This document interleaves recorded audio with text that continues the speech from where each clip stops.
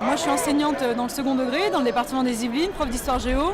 On a souvent entendu que c'était un appel à la grève premier degré, alors que c'est vraiment un appel concernant le premier et le second degré, parce qu'il y a vraiment une menace très claire sur la territorialisation de l'école.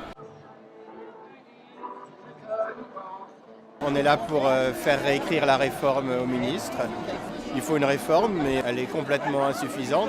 Au-delà de la réforme des rythmes scolaires, on veut une réforme totale. Nous sommes là pour l'abrogation du décret sur les rythmes scolaires, puisque c'est un décret qui sera nocif aussi bien aux enseignants qu'aux élèves. Décret qui a été préparé et qui est passé sans aucune concertation avec les enseignants.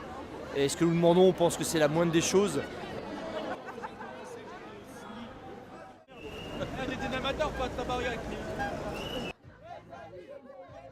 Je viens en solidarité avec l'ensemble de mes collègues, à la fois du premier degré, mais aussi de l'enseignement en général et des personnels de l'éducation nationale en général, voire des collectivités territoriales, puisqu'on est mobilisé à la fois aujourd'hui sur le problème des rythmes scolaires, mais aussi sur la loi d'orientation, qui pour nous n'est pas justement un changement d'orientation, pas suffisamment, et qui s'exprime encore trop dans les orientations du précédent gouvernement.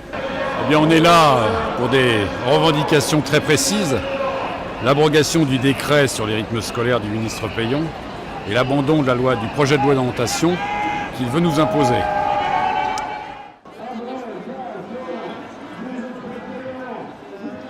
Il y a plus qu'un débat dans le SNU quant à la nécessité d'une réécriture du décret ou pas.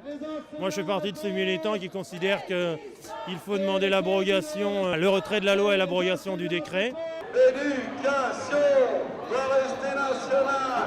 Projet territorial. Non, non, non. On se bat là-dessus, mais également pour obtenir des moyens pour l'école publique, notamment en Seine-Saint-Denis, puisque nous avons malheureusement une carte scolaire de misère qui nous est imposée par le gouvernement.